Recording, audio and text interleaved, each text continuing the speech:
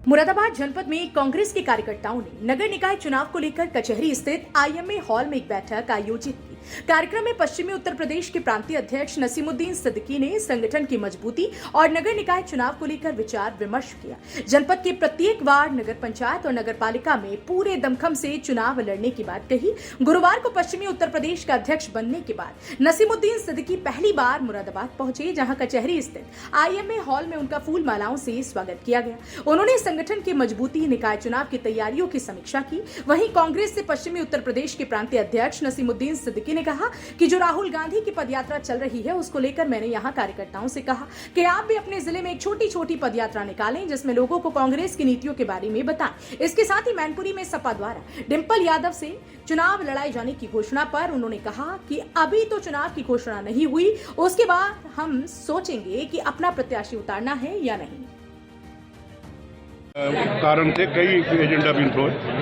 पहला तो ये कि पदयात्रा जो चल रही है, राहुल जी पदयात्रा चला रहे हैं, ये कन्याकुमारी से कश्मीर तक 36 किलोमीटर की।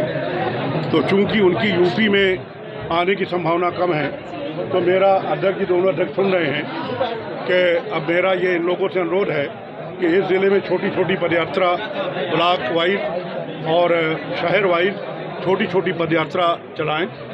और शहरी निकाय के जो चुनाव है, अभी उसका रिजर्वेशन नहीं आया है, तो कुछ कह पाना बहुत मुश्किल है, लेकिन तैयारी करें, उसके कैंडिडेट देखें। लेकिन कैंडिडेट अभी हम फाइनल नहीं कर सकते, क्योंकि उसका रिजर्वेशन आउट नहीं हुआ है। इसके अलावा संगठन की मजबूती के लिए, पोलिंग बूथ की मजबूती के लिए आज ये मीटिंग बुलाई गई थी। और मैं प्रांतीय अध्यक्ष बनने के बाद पहली बार मुरादाबाद आया था, तो मैं कल ही आ गया था। और कल से आज तक मैं कार्यकर्ताओं से मिल करके, एक से मिल करके, अलग अलग मिल करके मन टटोलता रहा और समझता रहा। क्या तैयारियां, विशेष तैयारी तो जब होंगी जब ये रिजर्वेशन आउट हो जाए।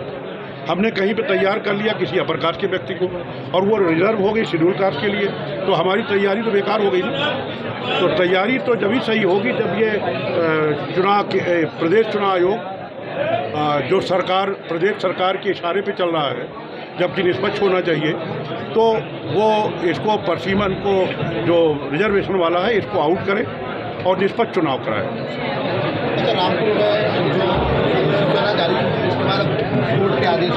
जी, देखिए, हमने हमेशा, चाहे वो जो कोर्ट का फैसला हो, वो तो सर्वोच्च न्यायालय का फैसला है, हमेशा न्यायालय के आदेश का स्वागत किया है, चाहे वो हमारे भी खिलाफ क्यों ना हो। स्वागत हमने कोर्ट का किया है, और जो भी फैसला आया है, जो आएगा, हम कोर्ट के फैसले का स्वागत करेंगे। चुनाव में भी मेन आपके लेकर के जो आपकी जो लेकर, उसके अलावा सपा ने जो है वहाँ से डिंपल यादव को अपना उम्मीदवार बनाया। क्या घोषणा हो गई? चुनाव की घोषणा हो गई। डिंपल यादव तो प्रत्याशी भाई, उससे वो कोई बात नहीं है, वो 2024 का घोषित कर दें। लेकिन जब तक घोषणा नहीं हो जाती, चुनाव आयोग की तरफ से प्रोग्राम नहीं आ जाता, तब तक विधिवत घोषणा नहीं मानी जाती।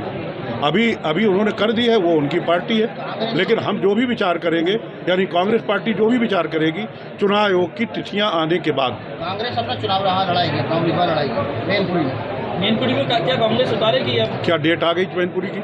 मैंने वही कहा भाई कि हम अरे ये उसी टाइम पे तय करेंगे हम, जब डेट आ जाएगी, जब तिथि आ जाएगी, प्रोग्राम आ जाएगा उपचुनाव का, तभी तो हम बता पाएंगे ना भाई। अभी हम बता दें और कल हम चेंज कर दें। कुछ इस तरह की खबरें आई थी कि कांग्रेस आरएलडी के साथ मिलकर चुनाव लड़ेगी।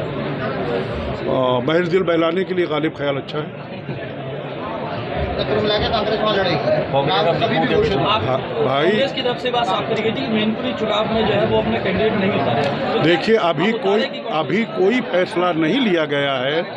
ये फैसला समय आने पे हमारा नेतृत्व लेगा। जो भी फैसला लेना होगा हमारा नेतृत्व लेगा। डेट आ जाने दीजिए, हो सकता है ना उतारें। हमने रामपुर में नहीं उतारा, हमने आजमगढ़ में नहीं उतारा, हमने लखीमपुर खीरी में जो एक निघासन में हुआ है विधानसभा का उपचुनाव, वहाँ नहीं उतारा, तो हो सकता है वहाँ भी ना उतारें। ये नेतृत्व फैसला लेगा, ये मेरे स्तर का काम नहीं है। मुरादाबाद से फजल अहमद के साथ अंकित सिंह की रिपोर्ट, एक्सप्रेस न्यूज।